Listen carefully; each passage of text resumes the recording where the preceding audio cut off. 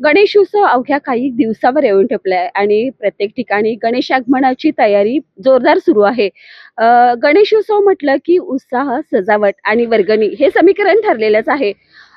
कोल्हापूरमध्ये यंदा एका मंडळाने या परंपरेला वेगळं वळण दिलंय. कोल्हापूरमध्ये यंदा घराघरात जाऊन वर्गणी मागण्याऐवजी जुन्या आणि वापरात नसलेल्या वस्तू घेण्यास स्वीकारण्यासाठी एक नवीन उपक्रम डांगे गल्ली तरुण मंडळाने सुरू केलाय.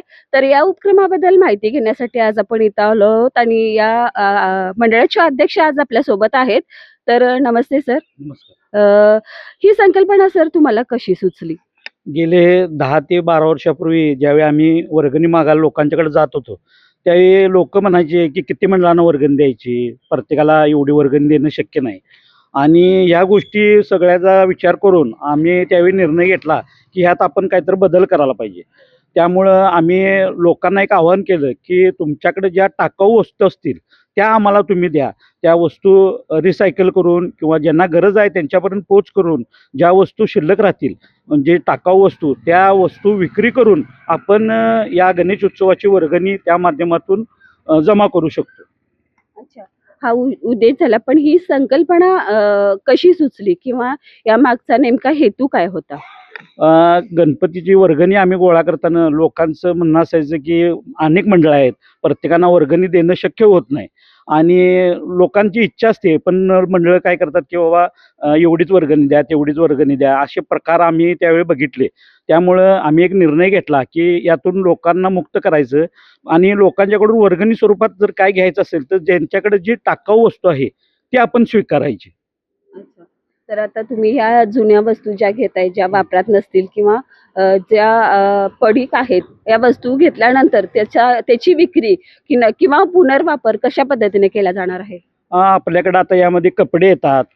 ते आम्ही गरजू लोकांच्यापर्यंत पोहोचवण्याचं काम करतो. वाड्या वस्त्या आपल्या कोल्हापूर जिल्ह्यात ज्या आहेत, तिथपर्यंत त्या कपडे पोच करण्याचं काम करतो. यामध्ये आमच्याकडे सायकली आल्या होत्या.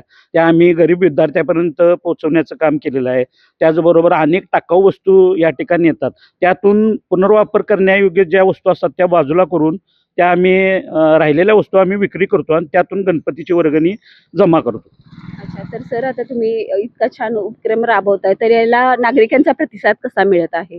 अत्यंत चांगल्या प्रकारचा प्रतिसाद लोकांच्यातून आहे. वर्षभर लोकं आपल्या टाकाऊ वस्तू साठवून ठेवतात आणि त्या आमच्यापर्यंत जमा करतात. अनेक प्रकारच्या सायकल असू देत, त्यांचे कपडे असू देत, रद्दी असू देत किंवा अनेक टाकाऊ वस्तू असू देत, त्या आमच्यापर्यंत लोकं पोच करतात. कोल्हापूरच्या बाहेरून सुद्धा आम्हाला अनेक लोकांचे फोन आलेले आहेत. पण आम्ही तेवढ्या लांबून घेऊ शकत नसल्यामुळं त्यांच्या आम्ही आभार व्यक्त केले आणि शुभेच्छा दिल्या. तर सर हा उपक्रम आता महत्त्वाचा तर आहेच, पण या उपक्रमाद्वारे तुम्ही इतर मंडळांना काय संदेश द्याल? सर्व मंडळांनी या गोष्टीचा विचार करायला पाहिजे. कुठेही लोकांच्यावर जबरदस्तीनं वर्गणी न स्वीकारता लोकं जे द्यायला तयार आहेत, ती वर्गणी घेऊन आपण आपला गणेश उत्सव विधायकरित्या सादर केला पाहिजे. तर सर तुम्ही दरवेळी समाज प्रबोधनचा देखावा सादर करताय. तर यावर्षी नेमका कोणता देखावा तुमचा असणार आहे? यावर्षी आपण लोकांना आवाहन केलं आहे, की अवयवदान तुम्ही करा. अवयवदानाची लोकांना गरज आहे. अनेक लोक अवयवांच्या प्रतीक्षेत आहेत आणि या संदर्भातच आपला यावर्षीचा देखावा असणार आहे. अवयवदानाबद्दल जनजागृती आपण या देखाव्याच्या माध्यमातून करणार आहे.